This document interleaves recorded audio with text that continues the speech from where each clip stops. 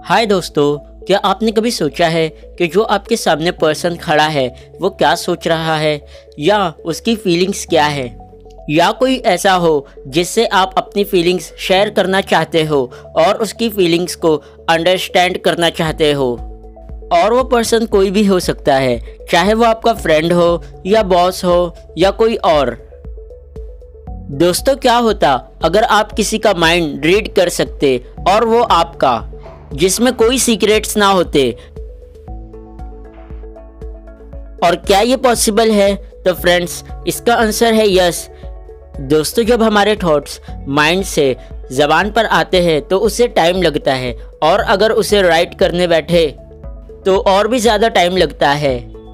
हमारा ब्रेन इतना ज़्यादा फास्ट है, इसका अंदाज़ा इस बात से लगाया जा सकता है कि एक दिन में अगर एवरेज भी पकड़े तो 50,000 थॉट्स हमारे माइंड में आते हैं, जिसे अगर मिनट में कन्वर्ट करें तो एक मिनट में 35 थॉट्स आते हैं, जिसे हम टाइप भी नहीं कर सकते।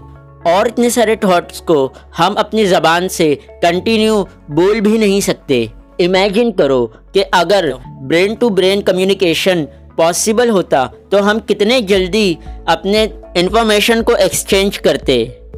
एक बार हम थॉट्स को ब्रेन टू ब्रेन कम्युनिकेट करना शुरू करते तो ये एक जाइंट माइंड मेल्डिंग नेटवर्क में चेंज हो जाता। Human becomes much more innovative if more people shared their ideas brain to brain. और ये हमारी टेक्नोलॉजीज को बहुत ज़्यादा इम्प्रूव करता, और वो भी इतना कि हम इमेजिन भी नहीं कर सकते। इफ़ अगर नॉलेज को ब्रेन टू ब्रेन शेयर करना पॉसिबल होता तो वो हमें बहुत कोऑर्डिनेट बनाता, जो कि ना सिर्फ मिलिट्री के लिए बेनिफिशियल होता बल्कि इमरजेंसी सर्विसेज के लिए भी बेनिफिशियल होता।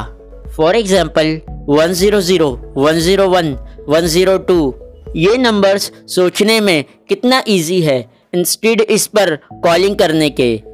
हम लर्निंग में भी इतने फास्ट हो जाते कि हमें स्कूल कॉलेजेस जाने की ज़रूरत ही ना पड़ती, क्योंकि वर्बली रिप्रेजेंटेशन से बेटर तो यही होता कि हम ब्रेन टू ब्रेन ही लर्निंग करते। आप अपनी कार को माइंड से कंट्रोल करते, और ऐसे ही मोबाइल फ़ोन कंप्यूटर्स को भी आप अपने माइंड से अंडरस्टैंड करते, तो हम टेक्नोलॉजीज़ में बहुत आगे होते। दोस्तों, ये सब सुनने में तो अच्छा लग रहा है। अगर पीपल्स के माइंड को कंट्रोल करना पॉसिबल होता तो हम बहुत डेवलपमेंट करते और आगे बढ़ते, लेकिन ये इतना भी अच्छा नहीं होता। अगर आप इनमें से एक होते तो क्या आप ये पसंद करते कि आपके माइंड को कोई और रीड करे और उसे कंट्रोल करे? एक्चुअली दोस्तों, हमारे ब्रेन में कोई थॉट्स आता है तो हम उसे ज़बान पर लाने से पहले सोचते हैं कि क्या ये बोलना सही है या नहीं। हमारे थॉट्स को कोई नहीं पढ़ सकता जब तक हम खुद अपनी ज़बान से उसे ना बता दे, और ये बताना भी हमें बहुत सेटिस्फाइंग करता है कि जो हम चाह रहे थे हमने वही कहा। आज के दौर में माइंड रीडिंग बहुत डिफ़िकल्ट है, क्योंकि इसका प्रोसेस है जिसमें ज़रूरत होती है एयर को लंग्स और वॉइस बॉक्स को पुश करने की। शायद हमें लैंग्वेज और साउंड की ज़रूरत ना पड़े, और ये तब होता है जब हम अपनी फीलिंग्स को अपने फ्रेंड्स के साथ शेयर करना चाहते हैं, जिसे हम ज़बान से एक्सप्रेस ना कर पाए। हमें न्यूरॉन्स के बारे में पूरी तरह तो नहीं पता, और साइंटिस्ट को पूरी तरह ये भी नहीं पता कि हमें नींद क्यों आती है और कैसे आती है, हम कैसे सोते हैं, हमारी कॉन्शियसनेस कैसे वर्क करती है। बट हाँ, हमें ये पता है कि हम अपने ब्रेन को रीड कैसे करें।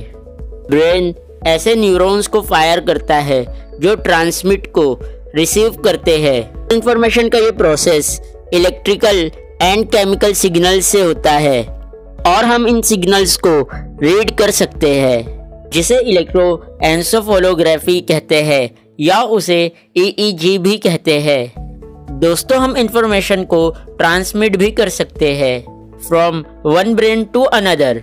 हम ह्यूमंस के पास एक मेथड है जिसे ट्रांसक्रैनियल मैग्नेटिक स्टिमुलेशन या TMS कहते हैं।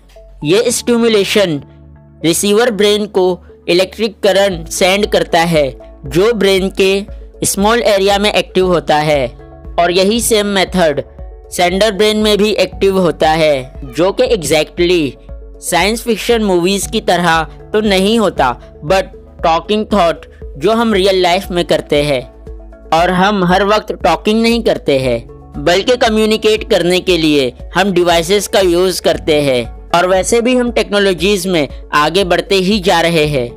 एक टाइम ऐसा भी आएगा जिस तरह हम व्हाट्सएप पे मैसेज सेंड करते हैं, उसी तरह हम हमारे थॉट्स को सेंड कर पाएंगे through one brain to another brain. So friends, ये वीडियो कैसा लगा हमें कमेंट करके ज़रूर बताएं, और चैनल को लाइक, शेयर और सब्सक्राइब ज़रूर करें। And thanks for watching.